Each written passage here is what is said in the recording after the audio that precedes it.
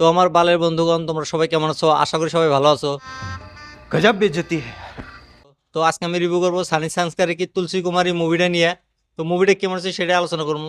তার আগে বলে দিই, তোমরা যদি রিভিউ দেওয়া পছন্দ করো তাহলে আমার এই চ্যানেলটা সাবস্ক্রাইব করে দিও, কারণ আমি চ্যানেল সবসময় রিভিউ করে থাকি। তো আমি যদি এই মুভিটা এক কথায় রিভিউ করি, একদম ঘাটিয়া মুভি ভাই। এরকম মুভি আমি জীবনও দেখিনি কে ভাই। কি মুভি বানায় ভাই ধর্মা প্রোডাকশন থেকে, একটার পর একটা ফলোপ মুভি দিতেইছে।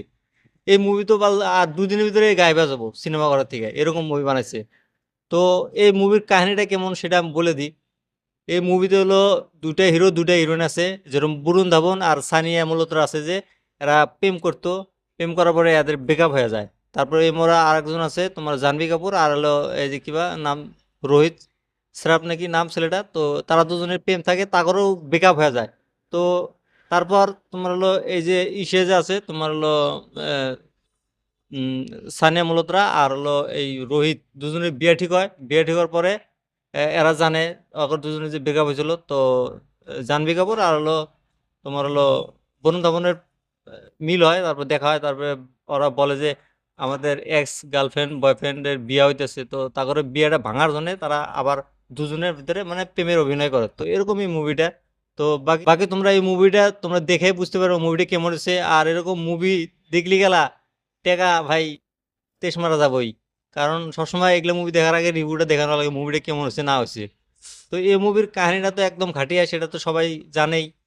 তো আর এই মুভির অ্যাক্টিং এর কথা যদি বলি, বরুণ ধবন বেশি ওভার অ্যাক্টিং করে, বালের অ্যাক্টিং করে, শালা খালি কমেডি করার ধান্দা করে। মুভিতে কোনো ইমোশন নাই, নাই।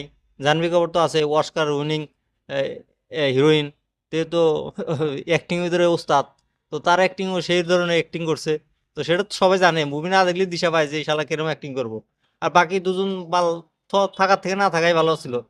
এই মুভিতে তোমার যে এই যে আছে তোমার হলো মিউজিক্যালা যে আছে, মিউজিক্যালা একটুর পর একটু একটার পর একটা মিউজিক বাজিয়ে থাকে। ভাল একটা গানও ভালো লাগে না। একটা গান ভালো লাগে, এই যে গুরু রান্ধাবার একটা গান আছে লাস্টে, সেই গানটা ভালো লাগে। তো মুভির ভিতরে কমেডি আছে, কিন্তু কমেডিতে হাসি পায় না, মুখে একটু হাসি পারে না। Romantic movie. তো ফ্যামিলি নিয়ে আর কি দেখা যায়। খারাপ না, ডবল মিনিং শব্দ আছে কতগুলা, ভালো লাগে না এগুলা, শুনতে খারাপ দেখা যায়। তো বাকি তোমরা যদি এই মুভিটা দেখো নাই, যা দেখতে পারো। টাকা যদি বেশি হয়, যদি গোয়াবিতে ক্রিকেট হয়, যা খরচ করে আইসো। আর এই রিভিউটা তোমাদের কাছে কেমন লাগছে তোমরা আমাকে কমেন্ট করে বলে দাও। আর এরকম রিভিউ দেওয়ার জন্য আমার চ্যানেলটা সাবস্ক্রাইব করে দাও, কারণ আমি এই চ্যানেল সবসময় রিভিউ করে থাকি।